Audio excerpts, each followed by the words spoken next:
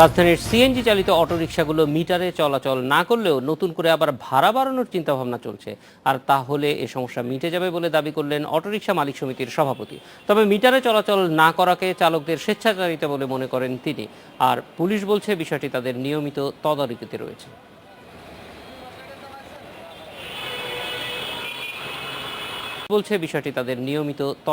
রয়েছে।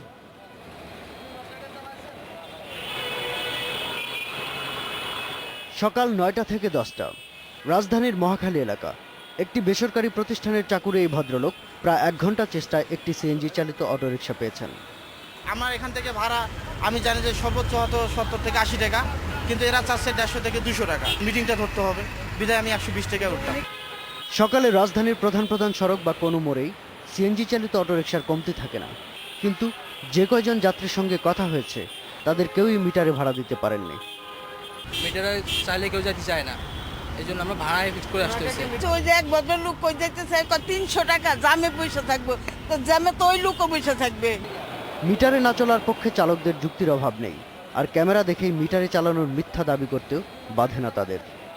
আজকে গ্যাসের দাম বাড়ালিছে, জমাবে যে ৬টা বাজে গাড়ি বের করে ৩টে বাজে গ্যারেজ করতে ৭০০ টাকা জমা। মিটারে যদি বলে কেউ চলি আমরা চলেন, একটাই কি আমাদের সবচেয়ে সারাদিন কাজ করলেও ১ টাকা জমা কম নেয় না। অটোরিকশা মালিক সমিতির সভাপতি একে স্বেচ্ছাচারিতা বলে মন্তব্য করলেন।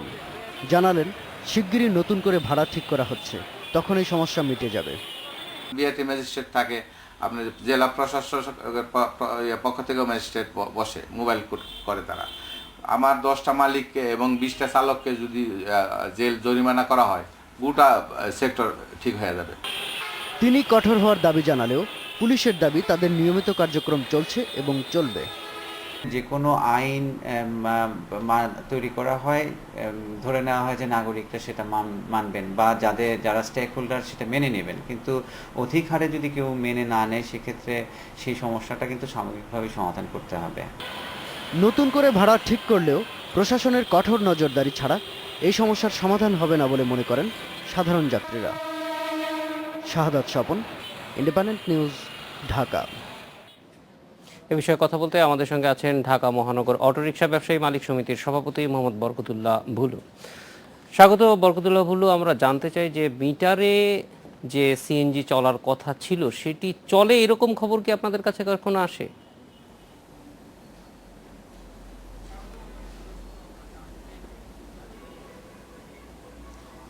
দেখেন, মিটারের সর্বশেষ ভাড়া আমাদের নির্ধারিত হয়েছিল 27/10/2010-এ, এবং এই ভাড়াটা ইমপ্লিমেন্ট করা হয়েছিল 16/1/2011-তে।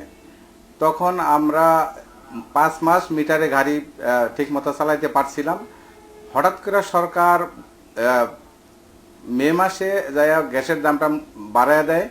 16 টাকা থেকে গ্যাসের দাম 1 লাফে 25 টাকা করা হয়, এবং সেপ্টেম্বর মাসে আরও এক দফা গ্যাসের দাম বাড়ায় 25 টাকা থেকে 30 টাকা করা হয়। কিন্তু অত্যন্ত দুঃখের বিষয়, সরকার আমাদের সাথে কোনো আলোচনা করে নাই, এবং এই যে গ্যাসের দাম বাড়ার কারণে আমাদের মালিকের দৈনিক জমা এবং মিটারের ভাড়া বাড়ানো প্রয়োজন ছিল, সেটা করে নাই, সমন্বয় করে নাই। যে কারণে সমন্বয়হীনতার কারণে এই যে আজকের অরাজকতা তৈরি হয়েছে।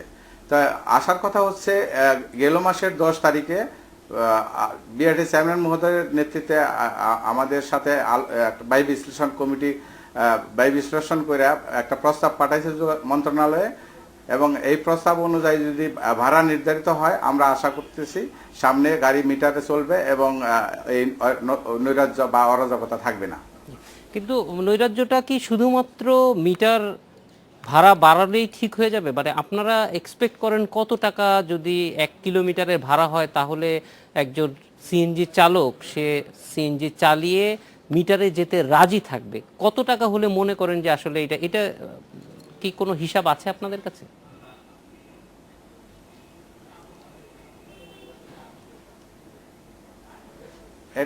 এটার হিসাব করা হয়েছে, এটার একটা ফরম্যাটে এটা করা হয়। কস্টিং কমিটি, যেটাকে আমি বললাম ব্যয় বিশ্লেষণ কমিটি এটাকে নির্ধারণ করছে অলরেডি। প্রতি কিলোমিটার সামনে যদি ভাড়া বাড়ানো হয়, মানে এটা ঘোষণা আসে, ইনশাল্লাহ মন্ত্রী মহোদয় বলছে 10 তারিখের মধ্যে ঘোষণা আসবে। তো সেখানে ভাড়া প্রথম 2 কিলোমিটার হবে 40 টাকা, আর পরবর্তী প্রতি কিলোমিটার 12 টাকা।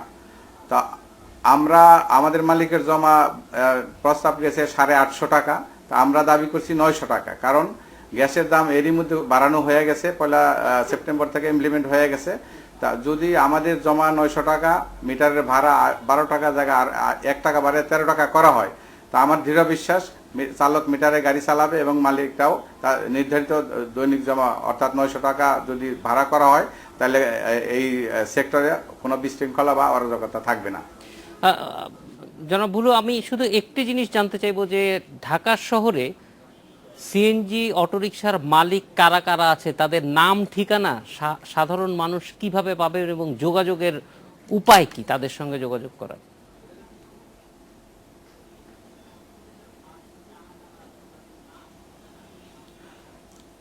এটার একমাত্র উপায় হচ্ছে এই রেজিস্ট্রেশন অথরিটি অর্থাৎ বিআরটিএ একমাত্র বলতে পারবে কোন কিন্তু গাড়িটার আপনাদের মালিক কে। সমিতির মধ্যে এরকম নাই, সমিতির সদস্য কারা তাদের সঙ্গে যোগাযোগ করার? কারণ সাধারণভাবে চালকরা কিন্তু অভিযোগ করে যে মালিকদের জন্যই তারা বাড়তি টাকা নিচ্ছেন, সেটা আমরা কাউন্টার চেক করতে পারি না।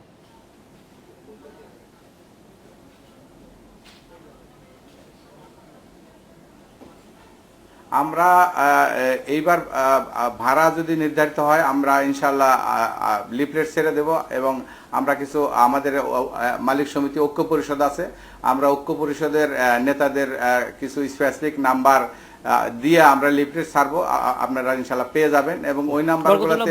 অনেক ধন্যবাদ আমাদের সঙ্গে যোগ দেওয়ার জন্য। এডিটর স্পিকে এবার বিরতি, ফিরছি একটু পর।